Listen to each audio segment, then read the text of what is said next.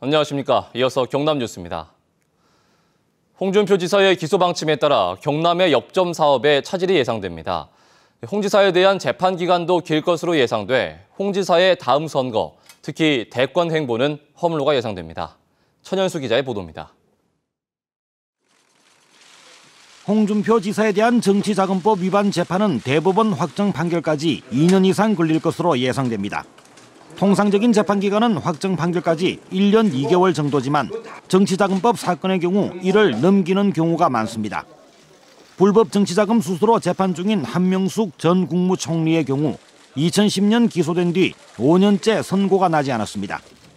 박지원 새정치민주연합 원내대표도 2012년 기소된 뒤 2년 10개월 만에야 2심 선고가 날 예정입니다. 지금까지 수사 과정에서 검찰과 홍 지사는 주장이 크게 엇갈려 재판은 장기화 가능성이 큽니다. 재판 기간을 2년으로 보더라도 홍준표 지사는 다음 선거에 차질이 불가피합니다. 새누리당 당헌 당규에 따라 불법 정치자금으로 기소가 되면 각종 선거에 후보 공천 자격이 있는 당원권이 정지됩니다. 홍 지사가 도전을 선언한 차기 대통령 선거는 2017년 12월. 이때까지 재판 중이면 홍 지사의 당원권 회복은 불투명해집니다. 경남도지사 선거가 치러지는 제7회 전국 동시지방선거는 이듬해인 2018년 6월입니다. 경남의 중점 사업도 차질이 우려됩니다. 진해 글로벌 테마파크의 경우 천문학적 금액인 투자자들의 판단에 영향을 주지 않을지 우려가 있습니다. 영남권 5개 시도의 이해가 첨예하게 대립하는 남부권 신공항과 경남물의 부산 공급 문제도 힘이 빠질 수 있습니다. 사천항공, 거제 조선해양, 밀양 나노 국가 산단도 갈 길이 멀어 구심점을 이룰 수 있습니다. KBS 뉴스 천연수입니다. 경남 20개 학교의 인조잔디 운동장에서 기준치를 초과한 유해물질이 검출돼 운동장 사용이 금지된 상태인데요. 교육당국은 2년 전에 유해물질이 검출된 사실을 알고도 방치한 것으로 KBS 취재 결과 드러났습니다. 보도에 손원혁 기자입니다. 지난 2006년 만들어진 한 고등학교의 인조잔디 운동장. 발암물질인 벤조피렌 등의 성분을 나타내는 항목이 기준치의 8배로 검출돼 지난 2월 사용을 금지했습니다. 그런데 이 인조잔디 운동장은 지난 2013년 학교 자체 검사에서도 유해물질이 검출됐습니다. 같은 항목뿐만 아니라 납성분도 기준치를 넘었고 다른 기관에서 재차 실시한 검사에서도 마찬가지로 기준치를 초과했습니다. 학교 측이 경남교육청에 이 같은 사실을 보고했지만 아무런 조치는 없었습니다. 교육당국은 이곳에 기준치가 넘는 유해물질이 함유된 사실을 미리 확인하고도 학생들이 계속 운동장을 사용하도록 1년 넘게 방치한 겁니다. 지역사회의 하나의 자산으로서 주민들이 활용하는 그런 공간입니다. 그러니까 그 당시에 이걸 전면적으로 사용 금지 조치를 하기는 조금. 이번에 유해물질이 검출돼 사용이 금지된 또 다른 학교의 인조잔디 운동장. 지난 2013년 유해물질 검사에서는 문제가 없었습니다. 당시 조사 때는 고무 분말 조사만 이루어졌기 때문입니다. 장비가 녹색물을 버린 거잖아요. 거기서 낙이 나왔다는 거예요. 그 녹색 안료 안에서 낙이 나왔다는 거예요. 이 학교를 포함해 유해물질 기준치를 넘은 학교 20곳을 분석했더니 고무 분말이 아니라 모두 인조잔디에서 문제가 됐습니다. 경남교육청이 인조잔디 운동장에 대한 유해성 검사를 부실하게 하고 안전조치도 제대로 하지 않았다는 비판을 받고 있습니다. KBS 뉴스 손원혁입니다. 창원 중부경찰서는 승용차 안에서 자고 있는 취객들을 노려 상습적으로 금품을 훔친 혐의로 33살 최모 씨를 구속했습니다. 최 씨는 지난해 7월 5일 새벽 4시쯤 창원시 상남동의 한 빌딩 앞에 주차된 승용차 안에서 피해자가 술에 취해 잠이 든 틈을 이용해 지갑과 휴대폰을 훔치는 등 지난해 7월부터 최근까지 모두 11차례에 걸쳐 금품 1,150만 원어치를 훔친 혐의를 받고 있습니다. 창원 중부경찰서는 오피스텔과 상가를 옮겨 다니며 불법 게임장을 운영한 혐의로 53살 이모 씨를 구속했습니다. 이 씨는 지난해 2월부터 1년 동안 창원시 중앙동 일대 오피스텔과 상가에서 불법 게임장을 운영하다가 단속된 뒤 7차례 옮겨 다니며 게임장을 운영한 혐의를 받고 있습니다.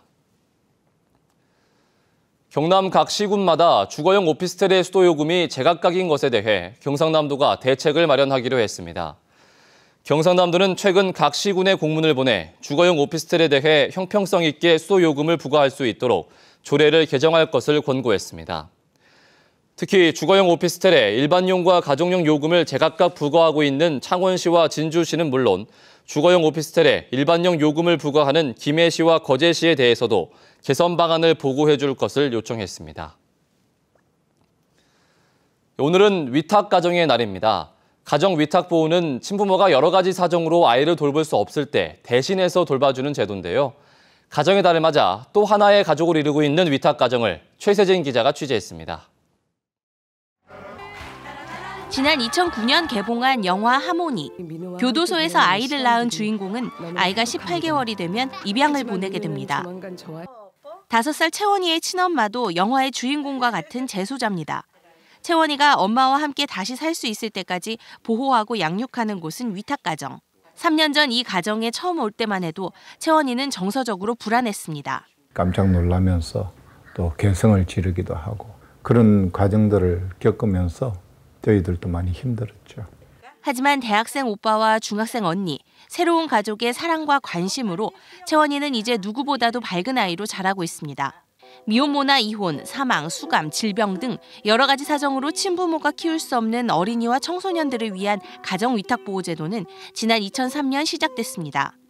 유엔 아동권리위원회에서 아동들이 가장이 될 수는 없다는 권고에 따라 가지고 그 당시에 기존의 소년, 소녀 가장으로 보호받고 있던 아동들이 위탁 아동들로 이렇게 많이 전환이 되었죠. 애착 형성이 중요한 성장기 아동에게 가정과 가장 유사한 환경에서 보호할 수 있다는 것이 장점. 일정 시간이 지난 뒤에 친가정으로 복귀하는 것을 목표로 하는 것이 입양과는 다른 점입니다. 경남에서는 1,200여 명의 가정위탁 보호아동이 있지만 이 가운데 63%는 조부모, 29%는 친인척이 돌보고 있고 일반 위탁가정은 7%에 불과합니다. 소외된 이런 사람들이 있을 때 누군가가 끌어안았을 때 같이 사회가 건강하지 않을까. 그래서 일반 가정에서도 얼마든지 할 수 있다라고 저는 생각을 합니다. KBS 뉴스 최세진입니다.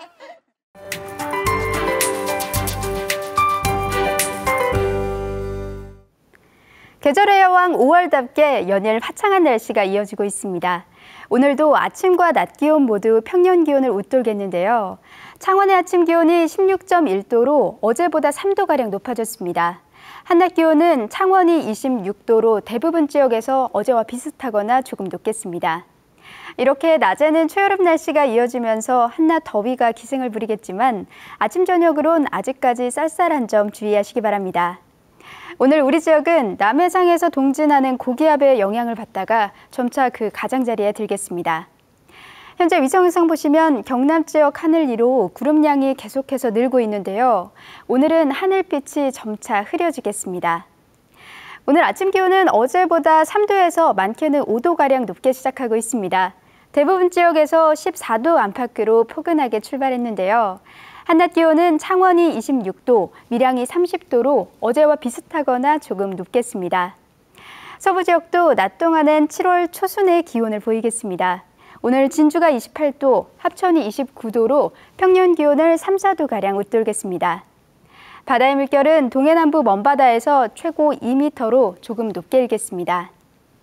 이번 주말은 황금 연휴가 끼면서 여행이나 나들이 계획하시는 분들 많으실 텐데요. 한낮 기온도 큰 폭으로 오르면서 낮 동안 활동하기 좋은 날씨가 이어지겠습니다. 기상정보였습니다. 밀양시가 건물이 노후된 보물 제147호 밀양 영남로 문화재의 원형 보존을 위한 보수공사를 진행합니다. 거제시가 아주 도시개발 사업지구의 주 간선도로인 아주 도시계획도로를 전면 개통했습니다. 김해시가 어방동 분성상 일원 17만 9천 제곱미터의 가야 테마파크 가야 왕궁을 완공해 오늘 개장합니다. 창녕군 보건소가 여름철 감염병 매개 역할을 하는 위생해충에 대한 방역 활동을 벌입니다. 태양광 등 신재생 에너지를 활용하는 사업에 경남에서 41곳이 선정돼 471억 원이 투입됩니다.